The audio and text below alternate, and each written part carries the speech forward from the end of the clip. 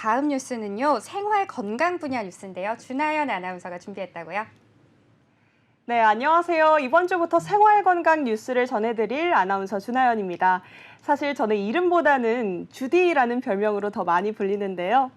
주시인데다가 애니메이션 주토피아의 토끼 캐릭터 주디와 닮았다며 이런 별명이 생겼고요. 그러고 보니까 닮았어요. 이렇게 보니까. 닮았나요? 주디 알지. 모르세요? 알죠. 보세요. 거의 하루에 한 번꼴로 듣습니다. 그건 너무 비슷하다 진짜로. 오늘 처음 의상도 봤네. 핑크 입어서 그러네요. 토끼 토끼. 같습니다. 네네네. 네, 그리고 또 하나는요. 제가 대학 때 방송국에서 라디오 팀을 만들어서 운영하면서 DJ를 오랫동안 했더니 학우들이 준하연 DJ를 줄여서 저를 주디라고 부르더라고요. 네. 네, 앞으로 시청자 여러분이 저를 친근한 토끼 DJ로 생각하실 수 있게 매주 재미있는 생활 건강 뉴스 들고 찾아뵙겠습니다. 기대 많이 해주세요. 네, 그럼 기대가 오늘 됩니다. 이거 많이 됩니다. 본인 네. 소개하는 시간을 무려 예. 20초 이상을 20초 썼습니다. 이상. 처음 처음이죠. 네, 저희가 네, 네. 앉으셔야 될 이렇게 분이 서 소개를. 계신 것 같은데. 지금. MG 나갑니다. MG 건드리면 안 돼요. 무섭습니다. 네, 네, 좋습니다. 말씀해 주시죠. 우리 귀여운 주디 오늘 해외 화장품 관련 소식 가지고 왔다고요? 네, 맞습니다. 오늘 소식 들어가기 앞서서요. 권 기자님께 먼저 여쭤볼게요. 기자님 평소에 이 씻고 나오시면 뭐 스킨이나 로션 같은 스킨케어 제품 쓰시죠? 네, 저도 뭐 요즘에 그 토너 비슷한 것만 저 얼굴에만 좀 바릅니다. 그런가요? 네. 만약에 기자님이 이렇게 오랫동안 꾸준히 써온 제품이 있는데 그 제품에 암을 유발할 수 있는 성분이 들어있다는 얘기를 듣게 됐습니다. 어떠실 것 같나요? 상당히 많이 찝찝하고 겁날 것 같은데 네. 뭐 하여튼 그렇습니다. 그렇죠. 네. 뭐 아무래도 오랫동안 믿고 썼는데 위험하다고 하니 누구나 놀랄 수밖에 없을 것 같습니다. 네. 제가 오늘 준비한 내용이 바로 이런 소식인데요. 미국의 유명 화장품사인 존슨앤존슨의 이 대표 상품이죠. 베이비 파우더. 다들 한 번씩은 들어보셨을 겁니다. 써보신 분들도 있을 것 같은데요. 우리나라 아이들을 위해서 만들어졌지만 유분기와 이 땀을 제거하는 데도 도움이 돼서 성인들도 많이 쓰고 우리나라에서도 좀 인기가 많은 제품이거든요. 그런데 이 베이비 파우더에 암을 유발할 수 있는 성분이 들어있다는 그런 의혹이 나오면서 이 회사 측이 한 소비자와 최근에 소송을 진행했는데요. 회사 측이 졌다는 사실이 알려지면서 화제가 되고 있습니다. 저도 그 뉴스 좀 본 것 같기는 한데 이게 어쩌다가 이게 소송까지 이어지게 됐을까요? 네, 원래 이 존슨앤존슨의 베이비 파우더는요, 순도가 높은 활석이라는 걸 주 재료로 써서 만드는데요. 여기에 1급 발암 물질로도 알려진 성면이 조금 섞여 들어갔다 이런 말들이 퍼지면서 이 파우더를 써서 암에 걸렸다라고 주장하는 환자들이 나오기 시작했습니다. 그럼 이 주장하는 소비자들에 대해서 이 회사 측은 어떠한 조치를 취했을까요? 네, 그러자 회사 측은요, 일단 개별적으로 소송을 하지 말고 자기들이 기금을 만들 테니까 좀 한 번에 다 같이 협상을 하자 이렇게 제안을 했는데요. 그래서 원래는 개개인이 이렇게 소송을 진행할 경우는 없었습니다. 그런데 이번 소송을 제기한 원고의 경우는요, 좀 말기 암 환자기도 하고 시한부라서 얼마 시간이 남지 않은 상황이었습니다. 그래서 법원이 이례적으로 재판을 연 경우입니다. 그렇다면 이게 회사 측이 패소를 했다라고 한다면 결국은 소비자의 손을 들어준 셈인가요? 네, 맞습니다. 로이터 등 외신 등에 따르면요. 이 재판의 배심원단은 존슨앤존슨이 24살인 암 환자 발데스한테 한화로 약 240억 원 정도를 배상해야 한다고 판결했습니다. 원고 발데스는요, 어린 시절부터 이 파우더를 써와서 심장을 둘러싼 이 심막 중피라는 곳에 종양이 생겼다고 주장을 해왔는데요. 이 발데스의 주장에 법원이 손을 들어준 겁니다. 그래서 발데스가 일단은 1심을 이기게 됐고요. 다만 물론 회사 측은 판결에 반대를 하면서 끝까지 항소하겠다는 뜻을 밝히고 있습니다. 이 세 분의 진행자께서는 이 판결에 대해서, 이 사안에 대해서 좀 어떻게 생각하시는지 궁금합니다. 실질적으로 이제 두 분이서 이렇게 막 주고받는 걸 보니까 확실히 준비된 거는 뭔가 정보가 많이 나가네요. 네.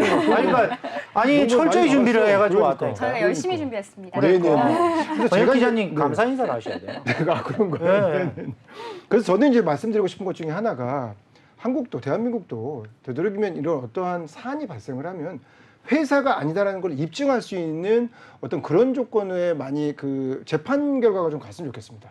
소비자가 썼다 그래서 내가 그걸 썼기 때문에 이 질병, 이런 어떤 암에 걸렸어라고 내가 그것이 원인이다라고 제가 밝히는 경우가 많은데 미국 같은 경우에는 생산물 생산자가 그것을 우리가 그 제품에 대한 영향이 소비자한테 없습니다라는 걸 증명을 해야 되거든요. 그 부분이 가장 큰 거라고 보고요. 뭐 일례로 여러분들 이해하기 쉽게 말씀을 드리자면 자동차 급발진 같은 경우에도 미국에서는 이제 종종 물론 어렵긴 하지만 종종 그 소비자가 이기는 경우가 많습니다. 블랙박스가 명확하게 있다든가 차에 어떤 그런 기록 장치를 봤다든가 했을 때 평상시와 다른 운전 습관의 상태가 나온다면 그때는 그 차의 급발진 상태를 의심을 하고 거기에 배상과 그다음에 징벌적 손해배상을 함께 하는 건데 제가 이제 기사를 잠깐 검색해 보니까 이번에 한 240억 원 정도가 배상이 됐는데 이것은 암 치료비와 그다음 기타 다른 내용이지 징벌적 손해배상은 아직 가해지지 않은 걸로 보입니다. 그러니까 미국 같은 경우에는 또 이런 판결이 한번 내려지게 되면은 계속해서 뒤로는 합의를 하고 있거든요. 지금 말씀하신 것대로. 그래서 앞으로 더 큰 합의금이 아마 나올 것 같은데 기업의 윤리적인 책임은 기업이 밝혀야 되는 부분이라고 저는 생각을 하고요. 국가에서도 이런 부분은 약자인 소비자가 아닌 기업에게 많은 부분 책임을 조금 더 할당해야 될 것으로 보이는데 현직 법조인께서는 어떻게 생각하십니까? 진짜 전문가는 입을 꾹 다물고 있었습니다. 왜냐면 네. 제가 오늘 그 방송 오기 직전에 미팅했던 사안이 100명 정도의 집단 투자자 소송이었는데요. 패소를 그랬군요. 했어요. 예. 우리나라는요, 손배소송 정말 인색합니다, 여러분. 어떤 면에서 진짜 그렇습니까? 청구하는 사람이요, 하나부터 열까지 전부 입증 다 해야 됩니다.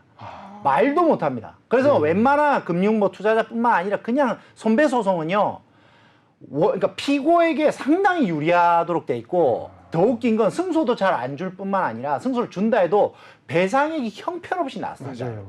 그게 우리나라가 그러니까 정말 위자료가요 범죄 피해자 당하는 경우에 진짜 막 네. 폭행 협박에 의한 강간에 의해서 여성이 당하는 경우는 미국은 상상도 못할 천문학적입니다. 천문학적 위자료 줘야 네네. 돼요. 우리나라 맥시멈 3천만 원입니다.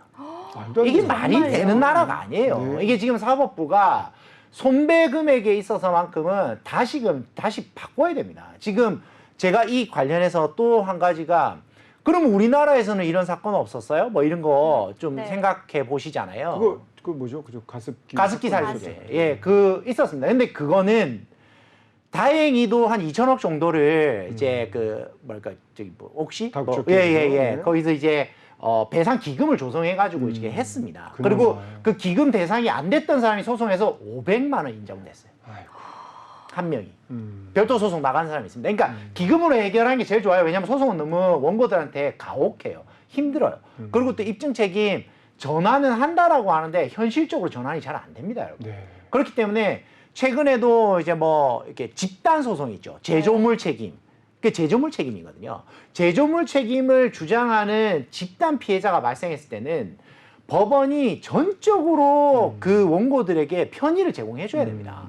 그렇지 않으면 원고들이 이길 방법이 없어요. 네. 그리고 제가 지금 관심 있게 보는 거는 여러분들 그 우리가 지금 계속 잊혀져 가고 있는데 저는 이거 잊혀지면 안 된다고 생각하는 게 코로나 백신 피해자들. 있다고 들었어요. 네. 백신이 정말 그렇게 했냐 안 했냐의 문제도 문제지만요. 국가가 강제를 했습니다, 여러분. 국가가 강제를 했어요. 안 맞았으면 되는데 맞으라고 해서 맞았다가 사망을 했어요. 그러면 국가가 책임지는 거거든요. 사실 그 이상이 뭐가 있어요. 저는 네. 눈 뒤집어질 일이에요, 이거. 여러분들 국민성이 지금 가만히 있는 이 국민성이 저는 이해가 안 돼요. 그렇잖아요, 여러분. 우리가 백신 저 2차까지 다 맞았어요. 안 걸렸어요? 다 걸렸어요. 백신 맞았는데 걸렸어요. 백신 맞았으면 안 걸렸어야지. 국가가 맞으래서 맞았잖아요. 근데 사망을 한다는 게 말이 되나요? 그래서 저는 이거는 국가적으로 책임을 져줘야 되는 사안이라고 생각을 합니다. 네. 예. 뭐 변호사 실질적으로 입장에서. 네. 예. 네. 실질적으로 우리 그 김선 아나운서께서도 아마 제가 볼 때는 베이비 파우더 이렇게 톡톡톡 이렇게 맞으면서 자란 세대 같은데 엉덩이. 엉덩이 맞아요. 많이 살한 것 같은데 지장 없습니까? 저는 괜찮은 것 같은데. 네. 그러니까 이게 문제인 거예요. 네. 모두가 걸리면 확실한데 그중 일부가 걸려요. 근데 지금도 똑같죠, 백신도. 일부가 걸리니까 이거는 일이 역학적으로 아니죠. 인과관계가 없다라고 말하는 그렇죠, 거예요. 그렇죠. 그건 아니거든요. 네. 일부가 걸려도 역학적 인과관계는 그렇죠, 존재합니다, 그렇죠. 당연히. 그렇죠. 네네네. 배상해줘야죠. 네. 피해는 피해잖아요. 네. 그리고 그거를 임의로 선택했으면은 또 덜한데 강제를 그렇죠. 시키면 절대 안 되거든요. 근데 네. 국가가 그거 안 한 사람 음식점에도 못 가게 했어요. 맞아요. 강제했잖아요. 그럼 네. 배상 다 해줘야 돼요.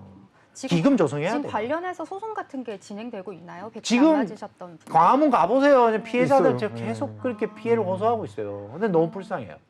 제 주변에도 겁이 나서 안 맞은 사람도 있거든요. 왜냐면 맞아요. 내가 평소 때 좀 약간 그런데 병약한데 못 맞겠어요. 근데 그 사람들이요 결국은 맞았어요. 왠지 아세요? 이 사회에서 못 살게 해요. 그렇죠. 못 들어가게 하고 못 나오게 하고. 저는 그러니까. 그걸 보고 이 사회는 이러면 안 된다. 맞기 싫은 사람 안 맞게 해줘야지 왜 그렇게 맞게 하는 거예요? 저는 그 이해를 못했어요. 사실은 이제 그 부분에 있어서도 저도 이제 미국하고 비교를 하고 싶은데 셧다운 당시에 저는 이제 미국에 있었으니까 그 부분을 말씀을 드리는 것 중에 하나는 미국은 물론 이제 나중에 셧다운되고 나서 백신 카드를 출입할 때 확인한 적은 있지만 그걸 강제로 맞게 하진 않았어요. 예. 그리고 개인의 선택권을 최대한 보장을 했고요. 그리고 그러면서도 나중에는 결국은 그냥 싹 풀어버린 데가 미국이었는데 물론 사망자는 조금 더 있을 수 있었지만 그건 개인의 선택인 부분도 없지 않아 있었고 그래서 그런 부분에 있어서는 그래도 국가가 국민을 위한 국민이 국가를 위하는 것보다 국가가 국민을 위하는 것이 더 맞다고 저는 생각을 하기 때문에 개개인의 자유가 최대한 보장되는 나라가 되었으면 좋겠습니다.